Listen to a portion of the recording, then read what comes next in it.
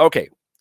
So one of the things that I didn't do, yeah, when I first delivered the presentation alongside my brother Amawali and my sister Jam, was to delve deep in the definition them, yeah. And I think I even said that, yeah. Normally we would define all the terminologies, right? So the first section of this is just going to be about defining the terminologies. Most of the definitions that I'm using, yeah, are drawn from Wikipedia, and I've accented them with some more specific African-centered definitions here and there. All right, and that's because I find that Wikipedia, when it comes to issues of social sciences, tends to give relatively good synopses and definitions of the concepts. Yeah, it's like the difference between reading an ordinary Oxford dictionary and a dictionary of politics, right? Or a dictionary of economics. Yeah, you get definitions that are specific to a field. Yeah, that you won't necessarily get if you are just reading a standard dictionary. All right, and so I find that Wikipedia tends to do that. So for things like social sciences, I would often draw on Wikipedia definitions. So usually, yeah, the definitions of Wikipedia as except where stated otherwise. All right, got a 1-2 Oxford in there, and we draw from some African centered luminaries to give further exploration of the concepts. Yeah, so the first section of the presentation will be a minute still. Yeah, but we have to get through this. We're just defining terms. All right, that's all we are gonna do. Yeah, for the foreseeable. Yeah, just define some terms. Yeah, that's all we are gonna do. So sit tight, hold tight, stay with me. We're going on some things today. You know, see it. All right. And I hope ones and ones overstand. Yeah. Agreement is not a requirement, but overstanding, yeah, is more important than agreement. All right. So let's first define politics. All right. So that we begin, yeah, with the definition of politics as provided by Oxford and Wikipedia. Right, this is a combination. The set of activities that are associated with making decisions in groups or other forms of power relations among individuals, such as the distribution of resources or status. Yeah. Okay, now this is interesting, all right, because distribution of resources would be considered to be economics, yeah, but in reality, yeah, there is no politics without economics, and there is no economics without politics. Yeah. Okay. These are related disciplines. All right. And so when we speak in universal African nationalist terms, we speak in terms of political economy. All right. We're not divorcing these two things. We understand that they are relational. Okay. And secondly, the activities involved in getting and using power in public life. Yeah, and being able to influence decisions that affect a country or a society. Okay, so the definition number 2, the second one here, makes it specific to nation state, yeah, or country. Yes. Definition number 1 here is broader. All right, so politics takes place on varying different levels. Politics doesn't need a country or a state, yeah, in order to manifest itself. All right, because it is the set of activities that are associated with making decisions in groups or other forms of power relations, among individuals, such as the distribution of resources or status. Okay.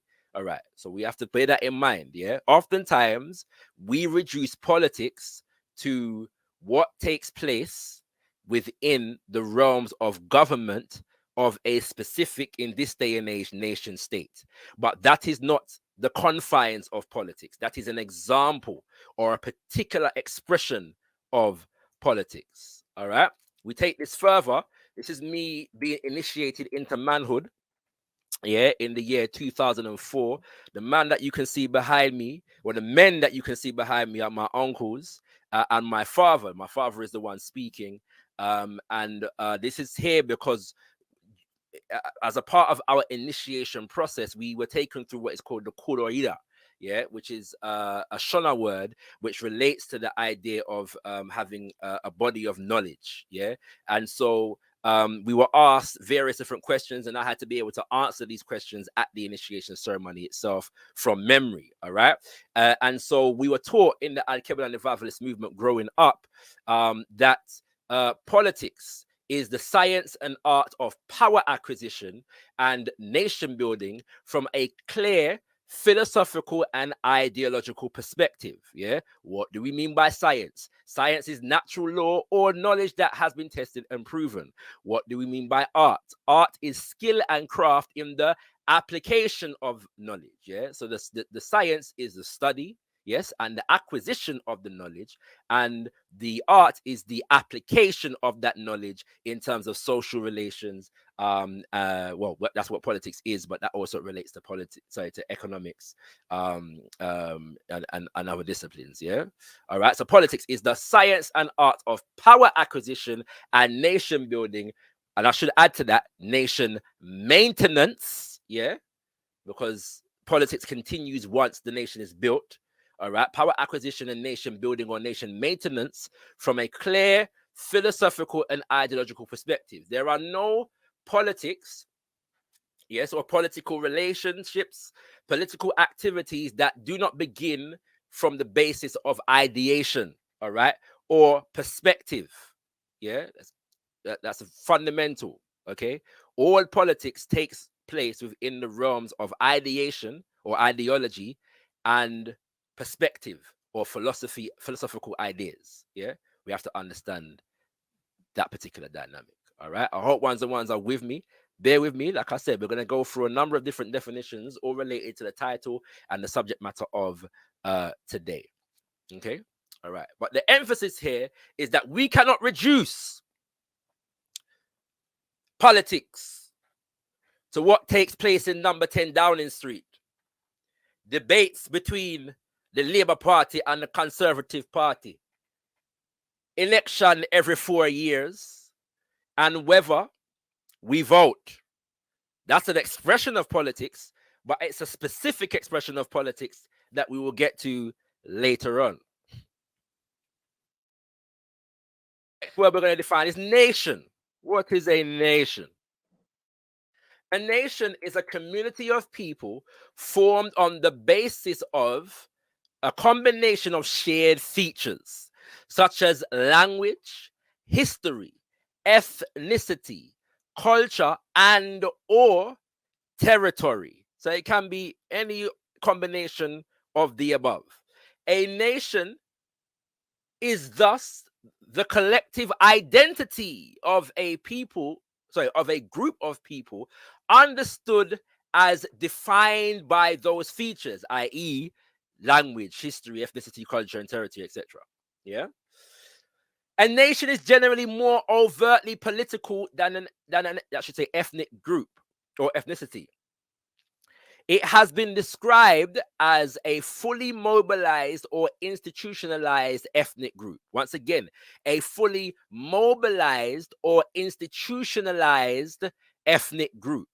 A nation has also been defined as a cultural political community that has become conscious of its autonomy.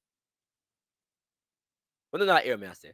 A nation has also been defined as a cultural political community that has become conscious of its autonomy, unity, and particular interests.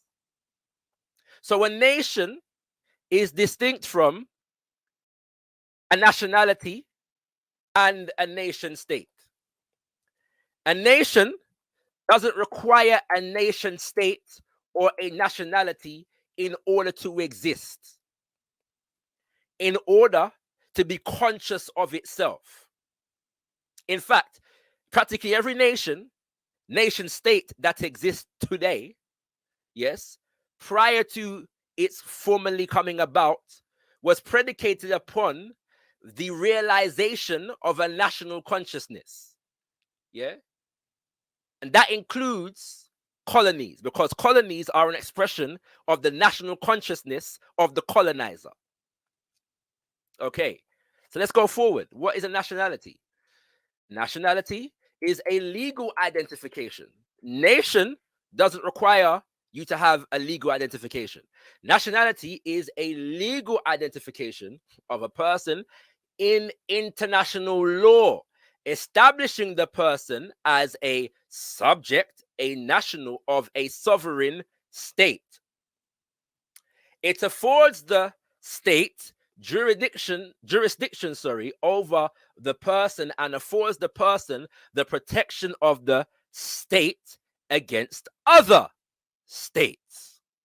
Okay, so this is a particular expression, yes, of nationhood, which is confined to particular nation states and legally recognized institutions and bodies, normally governments, and governments as backed up by militaries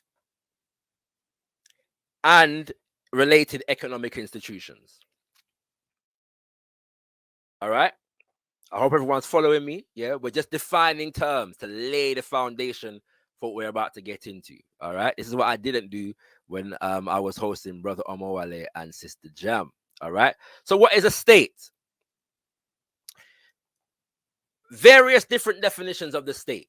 And this is why, again, I appreciate Wikipedia, because it will explore issues such as this. All right.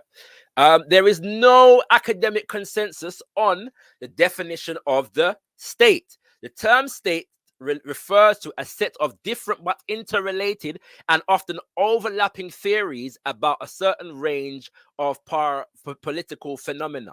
Centralized, and these are some of the definitions now, centralized institutions that impose rules and back them up by force. Yeah, that idea of force, yeah, military and paramilitary, yeah, it seems to replicate itself across definitions of the state. All right. Over a territorially circumscribed population, a distinction between the rulers and the ruled, and an element of autonomy, stability, and differentiation. That's one definition. Another is a compulsory political organization with a centralized government that maintains a monopoly on the legitimate use of force within a certain territory. Okay. So again, oftentimes, but not all the times, nationality in this day and age, yeah, is synonymous with the concept of state or nation state. Yeah. Nation and nationhood in general does not require the existence of a state. You can be a culturally recognized nation but not have a state apparatus at your disposal at a particular moment in time. Okay? All right. Let's go forward. We're going in on these definitions for a purpose, and I hope ones and ones appreciate it as we go forward. So, what is a nation state? Yeah, you have state and you have nation state. A nation state is a political unit where the state and the nation are congruent. Yes, so this is where you get nation and state. All right, it is a more precise concept than country, since a country does not need to have a predominant ethnic group. So this idea presumes that within this state, the statehood is informed by a specific nationhood. All right. For example, I live in the United Kingdom of Great Britain. Yeah, the United Kingdom of Great Britain, which is predominantly as a statehood defined by the nationhood of people that were referred to as Anglo-Saxons, who dominated an area that became known as the Angles and later became known as England. Yes, and that particular nation consciousness defined and had an inordinate influence over what later becomes the United Kingdom of Great Britain. All right. So them co-opting the Scots and the Irish and the Welsh and all them something there. And even though, you know, there's tensions between all these groups, you know, they managed to unite enough to be able to colonize a third of the planet, right? At one point in history. Okay. In a more general sense, a nation state is simply a large, politically sovereign country or administrative territory. One of the defining definitions, the characteristics of a state, is clearly defined borders. Yeah. So you've had nations that have existed throughout history where the borders are not so clearly defined. Yeah. The military apparatus as associated with the state is not such an implicit factor in the existence of the state. Yeah, there are countries and nations that have existed throughout history that don't have standing armies, for example. Yeah, and these are characteristics that are associated with statehood, very specifically. All right. Okay. A polity. What is a polity? All right. It's the word that is often used in these discourses about Africanness, Africa, and the continent in particular. What is a polity? Yeah. A polity is an identifiable political entity. That's it. A group of people with a collective identity who are organized by some form of institutionalized social relations and have a capacity to mobilize resources. That's a polity. A polity can be any group, any other group of people organized for governance, such as a corporate board. Yeah. So a company or corporation can be recognized or is recognized as a polity. The government of a country subdivision, or a sovereign state. So all of these are examples of polities. In geopolitics, a polity can be manifested in different forms, such as a state, an empire, an international organization, which is not a state or an empire, a political organization, and other identifiable resource manipulating organizational structures. A polity, like a state, does not need to be a sovereign unit. The most preeminent polities today are Westphalian states and nation states, commonly referred to as countries and also incorrectly referred to by the term nations. Yeah. Okay. So these are the most common polities today. Yeah. But they're not. But the term polity is not exclusive to a state. It's not exclusive to a country. Is not exclusive even to just a nation. Any political organization or political entity of a group with a collective identity that mobilizes resources is a polity. That's what a polity is. It's not just a nation state. I hope ones and ones are overstanding where we're going with this. Yeah, we'll just engage in some definitions. Yeah, we'll just engage in some definitions. All right, kings and queens. Yeah, so I hope ones and ones are following the discourse so far. I know this is a lot, yeah, for the brain right about now, but follow me. All right, follow me. It will make sense. I promise you. Okay. All right. And once again, as you come through, share up the video and like up the video at all. Like it up and share it up and all of these things. And if ones and ones want to, yeah, it's not a requirement, but if ones and ones want to, then we shall entertain some discussion later on. All right. If the need requires. Okay, let's go forward. More definition. Identity, central to today's discourse. What is an identity? Oxford definition is about to come. Yeah, the fact of being who or what a person is. Yes, the being of the isness of the person. Yeah, is what identity is. All right. Okay. All right. The characteristics determining who or what a person is. Okay, so the characteristics determining the isness of the person or a group of people is what identity is. And finally, a close similarity or affinity, what we feel closely similar or have an affinity towards, yes, is a contributory factor to our identity. And then finally, we're going to define civics. All right. And this probably should have been higher up in the definitions. The reason being is because people often confuse politics for civics or reduce politics to civics exclusively. Civics is the study of the rights and duties of citizenship. Civics relates to the specific organized political organization, rules, responsibilities, modes of interaction and relationship within a specific nation or nation state that one is a recognized citizen of. Yeah. So politics is broader than just civics. Politics is the art and science of power acquisition, nation building, and nation maintenance. Civics is the study of the rights and duties of citizenship. All right. So whenever you hear, yes, a discussion in which somebody is reducing the broader concept of politics to just civics, they are minimizing or they are using a deficient understanding of what politics is. Okay. Politics doesn't begin with the existence of citizenship or a nation state. Let's bear that in mind. All right. We go forward. This should have been a slide up. Apologies for the wrong order. Something's happened here. Yeah, but we'll get through it. To embellish upon this definition of identity that was just given, we're going to pray on the wisdom of Nana Amos Wilson. All right.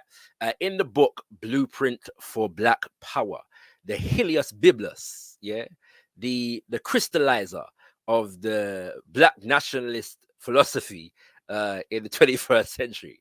We are eternally grateful for the efforts and the work of Nana Amos Wilson, who actually passed away in the year 1995, having just about finished this text. Yeah, I want people to know the sacrifice. And for those who want some insight into this, I have a beautiful interview on this channel with Baba Sababu Plata, who is the co-founder of African World Info Systems, which is the publishing company of Nana Amos Wilson. All right. And he continues to publish Nana Amos Wilson's works and you know, compile unpublished works. Yeah. And so we are eternally grateful for Baba Sababu Plata. Yeah. And check out that interview. It's powerful and even emotional. All right. Identity as a personal or collective phenomena is as much, if not more, a political economic entity as it is a purely social or psychological entity. As a political economy, identity is an organization of interests. I want you to hold that word there. Yeah? Organization of interests. Pause for effect. Organization of interests, tastes, desires, passions, ideals, motives, values, knowledges, abilities, skills, etc. It's an organization of all of these things, but preeminently for the sake of discussion, we want to focus on interests. The pursuit, satisfaction, exercise, and realization of which helps to maintain the social power relations, social prerogatives, and the integrity of social, political, economic systems which characterize a particular culture and its status quo.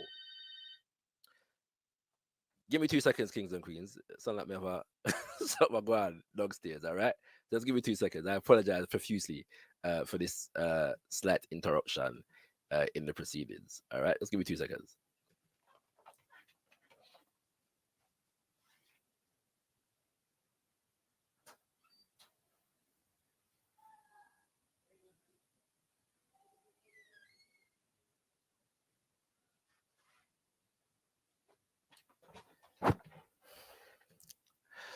Sorry, kings and queens. Family just come home and somebody left them key, obviously. Yeah, in the house. You know what I mean? You know how these things go. All right, live and direct. This is live. You know, so this is live right now, isn't it? All right. Big up the brother Sam P. Collins, you know what I'm saying? One God, one aim, one destiny, my brother. Big up Mr. IC3 in the building. Once again, share out the link far and wide, you know, invite enough people in that conversation, yeah. Yeah, because we are going on some things and we're just getting started, really and truly. All right. Okay. Where was I up to? We're saying social prerogatives and the integrity of social, political, economic systems which characterize a particular culture and its status quo. An identity is an expression of the culture. Hey, son. Don't worry. Yeah. The individual's personality is formed by and reflects the political, social, and economic character of the culture and society into which he is born and nurtured. Societies and cultures socialize individuals to adapt to, contribute to, and to operate in their unique socio-economic system. Identity is an expression of culture. Yeah. And so we don't discuss within Pan-African liberation, universal African nationalist context. We don't discuss identity outside of the context of culture, and we don't discuss culture outside of the context of power. And power is the primary subject for today's discourse. I want you to understand them thing there profusely. All right. Continuing in the book, Falsification of African Consciousness. Culture, because identity is an expression of culture, defines attitudes, values, and goals. What a person perceives as important, worth sacrificing for. What you identify with also tells us what you are going to sacrifice for. What is good, true, and beautiful is determined by culture. The culture controls certain individual goals and ambition through a system of punishment and reward. Each society excels in those activities which the culture rewards and encourages. There's a lot of talk right now, you know, in Britain about reinforcing British values in the education system. Yeah. And I work in an educational institution at the moment, and there was a poster on the wall, and it said British values are, and it gave some examples: the democracy, yes, rule of law, individual. It wasn't freedom, but individual something or another, individual rights maybe, or something like that. Yeah, and one other thing that I cannot remember. All right, but when you say I am British, yes, there are certain principles and values that you are identifying as your own. Yeah, there are certain there's a certain history that you are identifying as your own. There are certain institutions that you are identifying as your own. There are certain expressions that you are identifying as your own. And British patriotism is an expression of the loyalty to this particular nation state, what is worth sacrificing for. So we understand that implicitly. But this becomes particularly important if we consider the interests associated with an identity. Because the interests are not benign. The interest of the colonizer is not the same as the interest of the colonized. So if the colonized begin to adopt the colonizer's identity, in whose interest do they begin to work in the actualization and the realization of that identity? That is the question that we have to ask. And in asking that question, we have to engage a process called deconstruction.